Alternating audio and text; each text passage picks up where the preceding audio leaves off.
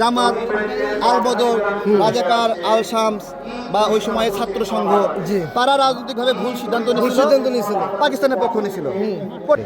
যেই আওয়ামী লীগকে আপনারা এখন অপছন্দ করছেন না, সেই আওয়ামী লীগের সাথে আপনারা জোটবদ্ধ হয়েছিলেন। আবার সামনে আওয়ামী লীগের সাথে জোটবদ্ধ হবেন তারেক রহমানকে ফালাই দিতে। কিন্তু এগুলো হলো রাজনৈতিক মত পথ সিচুয়েশনাল বক্তব্য, কিন্তু রাজাকার মানে আজীবন রাজাকার করতে পারে। এবং এই ভুল বোঝার পরে তারা যদি কখনো ভুল বোঝে এবং সেই পক্ষ ত্যাগ করে, তখন তার দায়টা কমে যায়। কিন্তু কেউ যদি ওই লোকদেরকে আবার অনুসরণ করে, যে তাদের ওই রাজনৈতিক লিগাসিকেই সে সমর্থন করে, বুঝছেন, এবং সে যদি এই সময় এসে জন্ম নিয়ে ওই সময় রাজাকারদেরকে অনুসরণ করে, তাহলে এই সময়ের জন্ম নেওয়া একজন রাজাকার। আবার রাজাকার ছিল সেই ব্যক্তি ভুল বুঝে ওই রাজনৈতিক প্রক্রিয়া ওই মত আর সমর্থন না করে, তাহলে সে একটা লিবারেল মানুষের রূপান্তরিত হতে পারে। কিন্তু এই সময়ে জন্ম নিয়ে লিবারেল একজনও যদি রাজাকারকে সমর্থন করে, ওই প্রক্রিয়াকে সমর্থন করে, তাহলে সে এই সময়ে জন্ম নিয়েও রাজাকারের অনুসারী।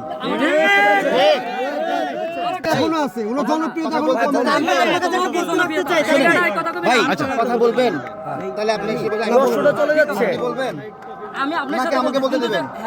উনি সাংবাদিক, উনি একজন সাংবাদিক। আমি বলছি, যুদ্ধ অপরাধের যে বিচার, সেই বিচার প্রক্রিয়া নিয়ে ত্রুটি ছিল, সঠিকভাবে ডিবেট করতে দেওয়া হয়নি। বিচার প্রক্রিয়ায় ত্রুটি ছিল মানে ওই লোকগুলো রাজাকার ছিল না, এরকম কি বলা যাবে? ভালো করে বোঝেন, বিচার প্রক্রিয়ায় ত্রুটি ছিল। ঠিক একইভাবে এইবারে যে এই যে 24-এর গণ অভ্যুত্থানে যে বিচার হচ্ছে, এই বিচার প্রক্রিয়াতেও ত্রুটি আছে। ঠিক আছে, একই ওখানে ওই সময় যেই স্টাইলে বিচার হচ্ছে, এখনো সেই স্টাইলে বিচার হচ্ছে। তার মানে কি আওয়ামী লীগ নিরপরাধ? বিচার প্রক্রিয়া ত্রুটি থাকলে কি আওয়ামী লীগ নিরপরাধ? না, আমার কথা বোঝেন কিন্তু। সুতরাং রাজনৈতিকভাবে বিভিন্ন সময় রাজনৈতিক পক্ষ বিভিন্ন রকম থাকতে পারে। আবার কি প্রশ্ন? আচ্ছা ভাইয়া,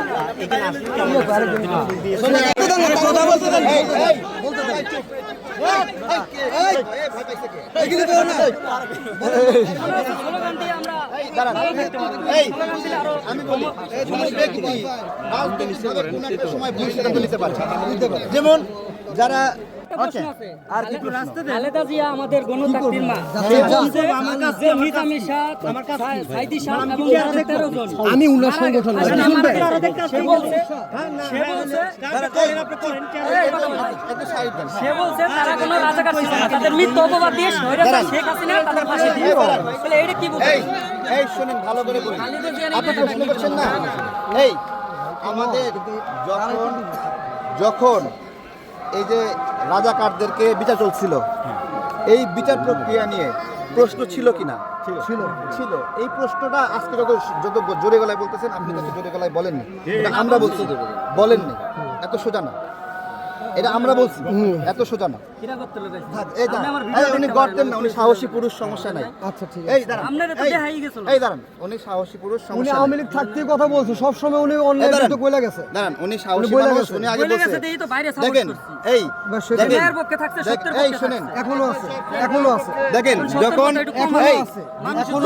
যুদ্ধ অপরাধীদের